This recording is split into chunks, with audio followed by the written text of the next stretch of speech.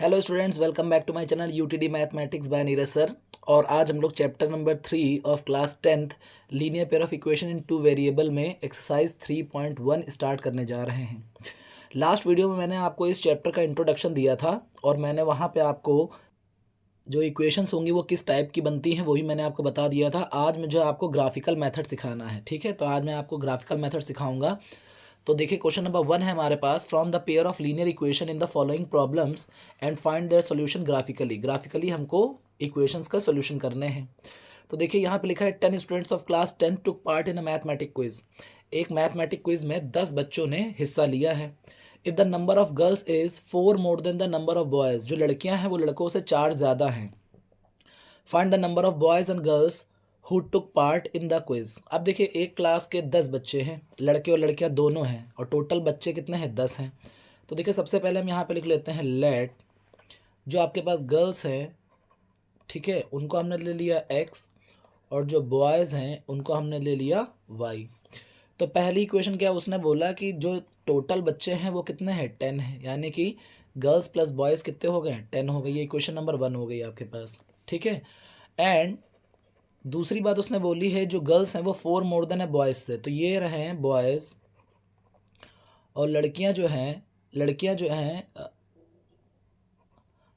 ये जो गर्ल्स हैं वो 4 ज़्यादा है। अगर गर्ल्स 4 ज़्यादा हैं तो इसमें क्या कर देंगे? +4 कर देंगे, दोनों बराबर हो जाएंगे। यानी कि इक्वेशन आपके पास बन के आएगी x = y+4। ये दो इक्वेशन आपके पास हो गई, इक्वेशन नंबर 1 और इक्वेशन नंबर 2। ये इक्वेशन नंबर 2 हो गई आपके पास। अब इन दोनों इक्वेशन से हमें क्या करना है? ग्राफ प्लॉट करना है। तो कैसे ग्राफ प्लॉट करते हैं आइए देखिए। हमारे पास जो फर्स्ट इक्वेशन है वो है x + y = 10। अब यहाँ पे हम क्या करें? y = 10 - x कर देंगे। इसके बाद हम यहाँ पे एक बॉक्स बनाया जाता है, ठीक है।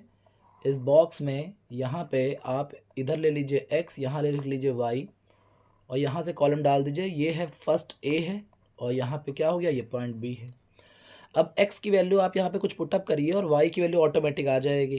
तो x = हम लोग पुटअप करते हैं, मान लीजिए x बराबर 4 पुटअप किया, तो y = कितना आ जाएगा? 10 - 4, y = 6 आ जाएगा। तो 4 पुटअप करेंगे तो यहाँ पे 6 आ जाएगा। उसी तरीके से अगर x बराबर आप 5 पुटअप करते हैं, यहाँ पे x बराबर 5 पुटअप करेंगे तो y = आ जाएगा 10 - 5, तो y = आ जाएगा 5। तो इस हिसाब से आपके पास जो a कोऑर्डिनेट आया है वो आया है 4,6, और जो b कोऑर्डिनेट आया है वो आया है 5,5। उसी तरीके से सेकंड इक्वेशन आपके पास क्या थी? सेकंड इक्वेशन आपके पास थी x = y+4। सेकंड इक्वेशन आपके पास क्या थी? आपके पास में x = y+4। ये देखिए x = y+4। अब यहाँ पे हमने क्या कर दिया है? फिर से वही सेम चीज़ करेंगे। यहाँ पे ब्लॉक बनाएंगे।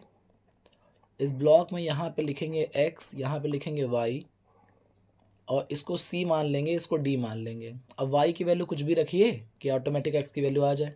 सपोज़ मैंने y की वैल्यू रखी कितनी? 1। y की वैल्यू अगर मैं 1 रखूँगा तो क्या आ जाएगा? y = 1 + 4, x की वैल्यू 5 आ जाएगी, तो x की वैल्यू यहाँ 5 रख देंगे। उस तरीके से अगर मैं y की वैल्यू यहाँ पे रख दूँ, y की वैल्यू रख दीजिए आप यहाँ पे, मान लीजिए y की वैल्यू हमने 0 रख दी। y की वैल्यू अगर y की वैल्यू अगर हमने यहाँ क्या कर दी? 0 रख दी, तो x की वैल्यू क्या आ जाएगी? y+4, x = 0 + 4, सो x = कितना आ जाएगा? 4। y की वैल्यू हमने 0 रख दी है तो यहाँ पे कितना आ जाएगा? 4, ठीक है। तो हमारे पास c और d भी आ गया। तो a की वैल्यू होगी 4,6, b की जो वैल्यू है आपके पास है 5,5, c यहाँ पे लिख देते हैं। c की वैल्यू है 5,1, और d की वैल्यू आपके पास आ गई है 4,0। अब हम क्या करेंगे? ग्राफ में इनको प्लॉट करेंगे। तो आइए ग्राफ में प्लॉट करते हैं इनको। तो ये हमारे पास ग्राफ है। इस ग्राफ में प्लॉट करिए। सबसे पहले a के जो कोऑर्डिनेट है वो +4 था, तो ये रहा +4, और y की वैल्यू +6 थी, तो y की वैल्यू +6 हो गई। अगर मैं इनको यहाँ से मिलाऊंगा तो a इस पॉइंट पर आकर कनेक्ट करेंगे, तो ये हो गया पॉइंट a 4,6। इस तरीके से b जो है आपका 5,5 है, तो ये b में x की वैल्यू भी 5 है, y की वैल्यू भी 5 है, तो यहाँ पे आके मिलेंगे। b की वैल्यू होगी 5,5। अब a और b को मिलाते हुए हमें एक लाइन ड्रॉ करनी है, ठीक है। a और हम अगर हम इनको ज्वाइंट करते हैं तो ये यहाँ से ऐसे ज्वाइंट होते हुए चले जाएंगे, ठीक है। ठीक है, ये इधर ऐसे करके आप स्केल से ड्रॉ करेंगे तो आपको दिक्कत नहीं होगी। मैं यहाँ पे टैब से ज्वाइन कर रहा हूँ तो मुझे थोड़ा सा दिक्कत हो रही है। तो ए कॉमा बी हमारी कुछ ऐसे दिखाई पड़ेगी। ऐसे ही सी की वैल्यू है 5,1, तो सी की वैल्यू ये 5 है और यहाँ पे वाई की वैल्यू 1 है, तो यहाँ पे आपके पास आ जाएगा 5,1, तो ये आ जाएगा 5,1, 5,1, ये पॉइंट सी हो गया आपके पास। ऐसे ही आपके पास डी का जो कोऑर्डिनेट है वो है 4,0, तो एक्स की वैल्यू 4 है और ये आ जाएगा 4,0, ये हो जाएगा पॉइंट डी। अब ऐसे ही आप यहाँ पे इनको भी मिलाते हुए लाइन ड्रॉ कर दीजिए। इसको यहाँ से मिला दिया, यहाँ से मिला दिया, यहाँ से मिला दिया, इस जगह यहाँ से मिला दिया, ऐसे करके मिलाते हुए चले जा रहे हैं। और यहाँ पे जिस जगह पे इन्होंने पॉइंट काटा है यही हमारा क्या हो जाएगा आंसर। तो यहाँ से x की वैल्यू क्या है आपके पास, देखिए x की वैल्यू आपके पास आ रही है 7 और y की वैल्यू यहाँ से क्या आ रही है, y की वैल्यू आपके पास आ रही है देखिए 3, तो ये क्या आ जाएगा 7,3। तो ग्राफिकली उसने हमसे पूछा था कि भाई बॉयज़ और गर्ल्स कितने हैं, तो एक्स तो हमने क्या माने थे, हमने एक्स माने थे, एक्स हमने गर्ल्स मानी थी और वाई हमने बॉयज़ माने थे। तो गर्ल्स हमारे पास कितनी हो गई हैं 7 और बॉयज़ हमारे पास कितनी हो गए हैं 3। और क्वेश्चन ने हमसे ये भी कहा था कि उन दो टोटल स्टूडेंट 10 है, तो देखिए यहाँ पे भी टोटल स्टूडेंट 10 आ रहा है। और एक और बात बोली थी कि जो गर्ल्स हैं वो बॉयज़ से 4 ज़्यादा हैं, तो देखिए गर्ल्स जो है बॉयज़ से 4 ज़्यादा है। तो इस तरीके से आप ग्राफिकली रिप्रेजेंट करके आप अपना आंसर फाइंड आउट कर सकते हैं। आई होप आपको समझ में आ गया होगा। आइए इसी का सेकंड पार्ट देखते हैं। सेकंड पार्ट में देखिए लिखा हुआ है 5 pencils and 7 pen together cost 50 rupees. कह रहा है जो पेंसिल है और जो पेन है उनकी कॉस्ट जो है वो टोटल मिला के 50 रुपये है। तो यहाँ पे हम क्या कर लेते हैं, लेट पेंसिल को मान लेते हैं x और पेन को क्या मान लेते हैं हम लोग यहाँ पे y।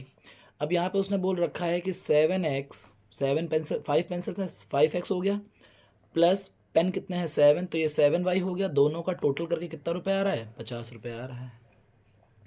अब यहाँ से अगर मैं 5x की वैल्यू यहाँ रोक लूँ, ये आ जाएगा 50 और ये यहाँ से इधर चला जाएगा तो ये आ जाएगा 7y। अब x इक्वल्स टू ये आ जाएगा 50 माइनस 7y अपॉन में 5 ले लें। 5 को दोनों के नीचे अगर अलग अलग कर दिया तो ये हमारे पास आ जाएगा इस तरीके से कुछ दिखने लगेगा। इसको कैंसिल कर देंगे, x इक्वल्स टू आएगा 10 माइनस 7 अपॉन 5y। अब ये हमारे पास बन गया। अब यहाँ से हम हम यहाँ पे ब्लॉक बनाते हैं। जब हम ब्लॉक बनाते हैं तो यहाँ पे हमारे पास क्या आ जाएगा, ये हो गया x, ये हो गया y और यहाँ पे हो गया a, ये हो गया हमारे पास b। अब यहाँ पे y की ऐसी वैल्यू रखो कि यहाँ पे x की वैल्यू निकला है तो y की वैल्यू मान लो मैंने 5 रख दी। तो जैसे आप यहाँ 5 रखोगे तो 5 से 5 कैंसिल होगा, 10 माइनस 7 बचेगा, वो कितना जाएगा 3। y की वैल्यू अगर एक बार हम यहाँ पे 10 रख लें, y की वैल्यू अगर हम यहाँ पे क्या कर दें 10 रख लें, 10 रख लीजिए या कोई और छोटा नंबर भी रख सकते हैं, ऐसी कोई बात नहीं है। मान लीजिए मैंने 10 रख दिया तो ये 5 2 जो 10 कटेगा, 5 2 7 14 होगा, यहाँ पे -4 आ जाएगा। तो आपके पास जो ए के कोऑर्डिनेट आए हैं वो आएगा 3,5 और जो बी के कोऑर्डिनेट आए हैं वो आएगा -4,10। ठीक है, तो ए के जो कोऑर्डिनेट है वो भी हमें मिल गया है, इसी तरह हमारे पास जो बी के कोऑर्डिनेट है वो भी हमें मिल गए हैं। अब हम इसी तरीके से सेकंड इक्वेशन में जाएंगे तो वहाँ बोल रहा है 7 पेंसिल्स और 5 पेन की जो कॉस्ट है। अब यहाँ पे उल्टा हो जाएगा, पेन 7 थे पहले, अब यहाँ पे पेंसिल 7 हो जाएंगी और पेंसिल पहले 5 थी, वहाँ पे पेन जो है 5 हो जाएंगे। तो इसका मतलब है ये 7 यहाँ आ जाएगा और ये 5 यहाँ आ जाएगा और टोटल कॉस्ट 46 आ जाएगी। ठीक है, यहाँ पे हमारे पास सेकंड इक्वेशन में आ जाएगा 7x plus 5y equals to कितना हो गया था टोटल 46। तो यहाँ पे हमारे पास आएगा, इस जगह हम क्या कर लेते हैं, यहाँ पे हम लोग रोक लेते हैं 5y को, 5y यहाँ रोक लीजिए, ये आएगा 46 माइनस का 7x, यहाँ पे y आ गया, ये आएगा 46 अपॉन में 5 इसके नीचे आ जाएगा, ये आ जाएगा 7 अपॉन 5x।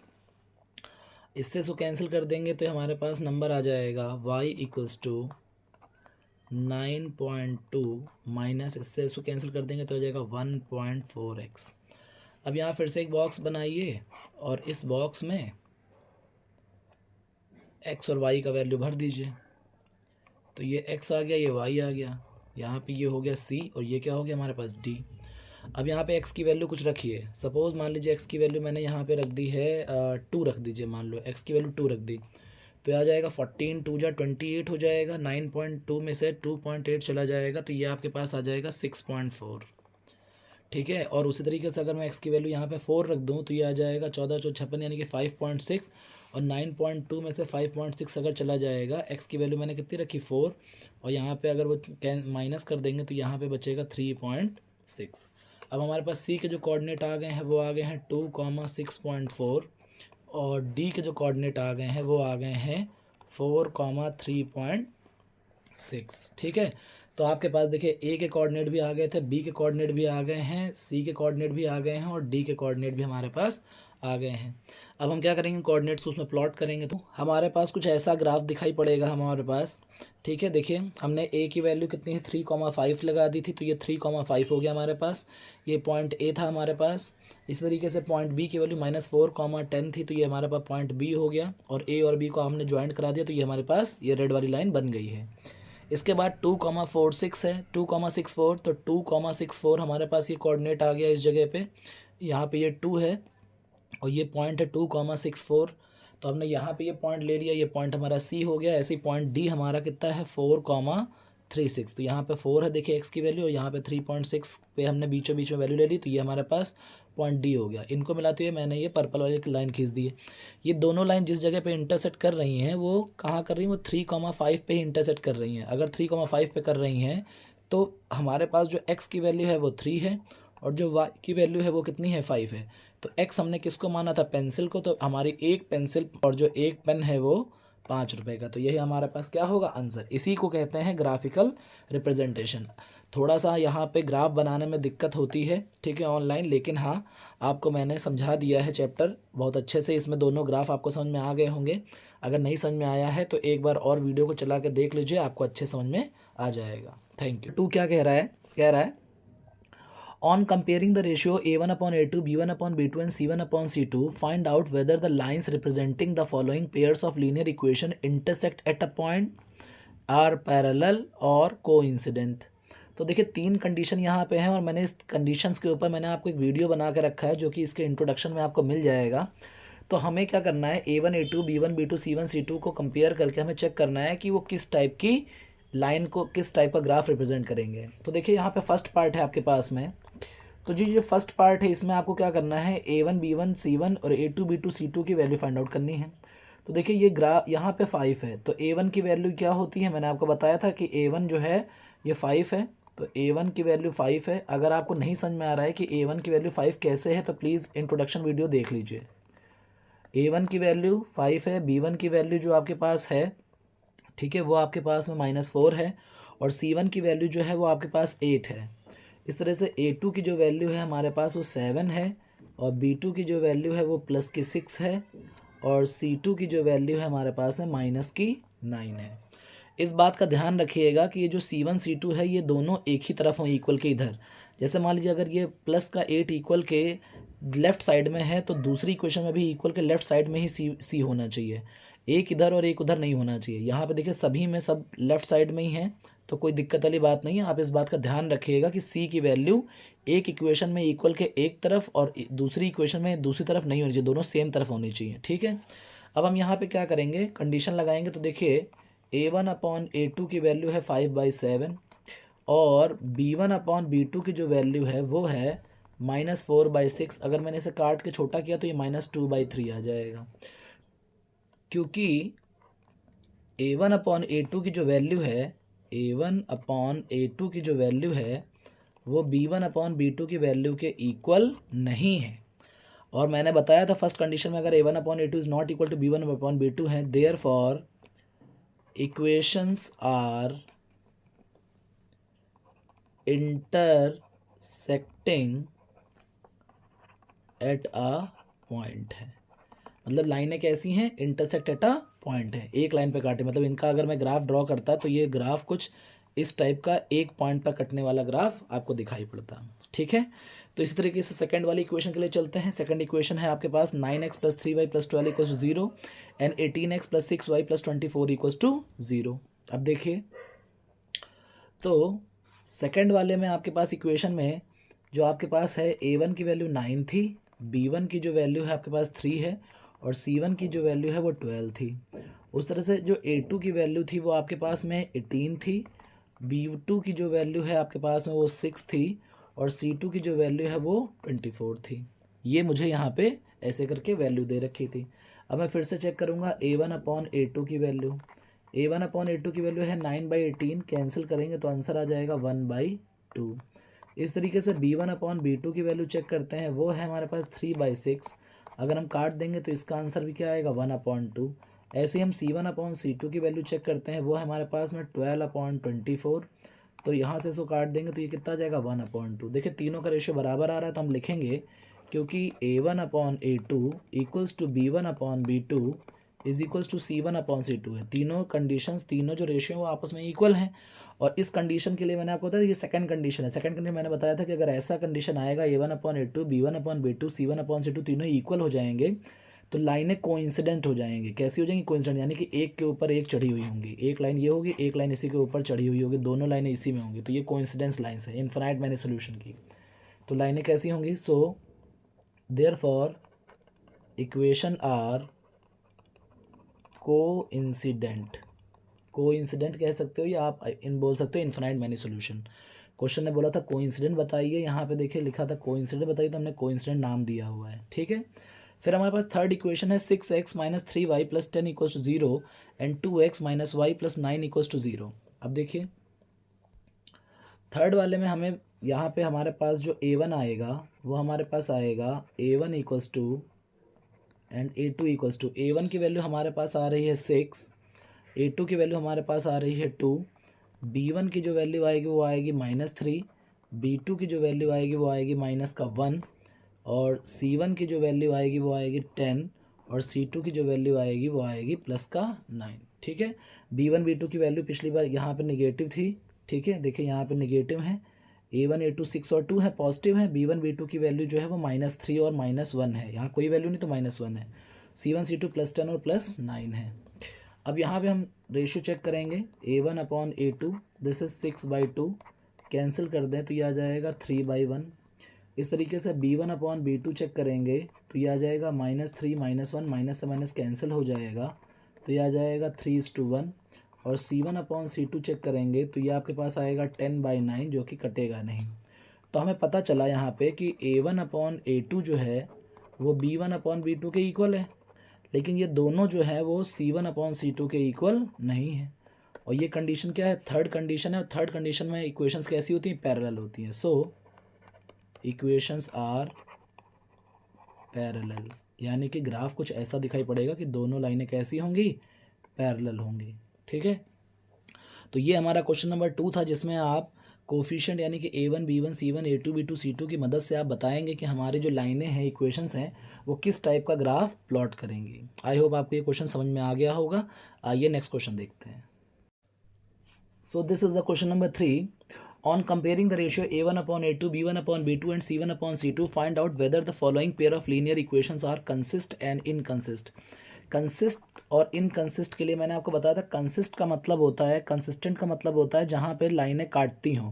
तो देखिए जो कंडीशन 1 थी और जो कंडीशन 2 होती है वहाँ पे तो कंसिस्ट होती हैं, लेकिन जो कंडीशन नंबर 3 होती है जिसमें लाइनें पैरेलल होती हैं वहाँ वो काटती नहीं। जब वो नहीं काटेंगी तो इनकंसिस्ट हो जाएंगी। ठीक है, तो आइए हम लोग देखते हैं इस क्वेश्चन को कैसे करना है। यहाँ पे 1 2 3 4 5 पार्ट है, मैं 1 2 पार्ट आपको करके दिखाता हूँ। जैसे यहाँ फर्स्ट पार्ट में A1 की जो वैल्यू है वो 3 है, और A2 की जो वैल्यू है वो कितनी है? 2 है। B1 की जो वैल्यू है वो 2 है, और B2 की जो वैल्यू है वो -3 है। C1 की वैल्यू 5 है, और C2 की वैल्यू 7 है। अब देखिए अगर मैं A1/A2 का रेशियो निकालूं तो ये हो जाएगा 3/2, कैंसिल तो हो नहीं रहा है। और अगर मैं B1/B2 का रेशियो निकालूं तो आ जाएगा 2/-3, और ये भी कैंसिल हो रहा है। तो देखो दोनों सेम नहीं है, तो यानी कि A1/A2 is not equal to B1/B2। क्योंकि अगर ऐसा होगा तो इक्वेशंस कैसी हो जाएंगी? Equations are consistent. कंसिस्टेंट क्योंकि ये काट देंगे ना, ये दो इक्वेशन यहाँ इस पॉइंट पे काट देंगे। अगर जब लाइनें काटती हैं तो वो कैसी होती हैं? कंसिस्ट होती हैं। इसी तरीके से मान लीजिए मैं यहाँ पे फोर्थ वाला पार्ट कर दूँ, या फिफ्थ पार्ट कर लीजिए, कोई भी एक पार्ट कर लीजिए। मान लीजिए फिफ्थ वाला पार्ट करें तो A1 की वैल्यू आपके पास कितनी है? 4/3 है। A2 की जो वैल्यू है आपके पास में वो 2 है आपके पास। फिर जो B1 की वैल्यू है हमारे पास में वो 2 है, और B2 की जो वैल्यू है हमारे पास है वो हमारे पास 3 है। ऐसे C1 की वैल्यू 8 है, और C2 की वैल्यू हमारे पास कितनी है? 12 है। अब अगर हम A1/A2 चेक करें तो A1 की वैल्यू है 4/3, और A2 की वैल्यू तो 2 है यहाँ पे, ठीक है। कैंसिल कर दीजिए अगर इसको, तो ये 2 आ जाएगा, तो आंसर आ जाएगा 2/3। ऐसे ही हम अगर B1/B2 की बात करें तो B1 की वैल्यू भी कितनी है, 2/3 है। A1/A2 B1/B2 तीनों इक्वल हो गया। ऐसे C1/C2 चेक करिए, तो C1 की वैल्यू है 8/12। C1 C2 की वैल्यू काट दीजिएगा 4 के टेबल से, 4 2 जा 4 3 जा, तो ये भी 2/3 है। तीनों रेशियो बराबर आ गए हैं, क्योंकि A1/A2 equals to B1/B2 equals to C1/C2। तीनों रेशियो अगर बराबर हो जाते हैं तो लाइनें कैसी होती है, कोइंसिडेंट होती है, एक के ऊपर एक लाइन खींची रहती है, दोनों लाइनें एक के ऊपर एक होती हैं। तो ये लाइनें काट रही हैं, हज़ारों सैकड़ों करोड़ों जगह काट रही हैं, तो इसका मतलब कैसा है, कंसिस्ट है। तो equations are consistent, equations are consistent. ऐसे यहाँ पे आप सेकंड वाला पार्ट, थर्ड वाला पार्ट और फोर्थ वाला पार्ट आप ट्राई करके देखिएगा कंसिस्ट होती हैं या नहीं होती हैं। आप, ये काफ़ी इजी क्वेश्चन है, आप अपने आप से भी इसको कर सकते हैं। आई होप आपको ये समझ में आ गया होगा।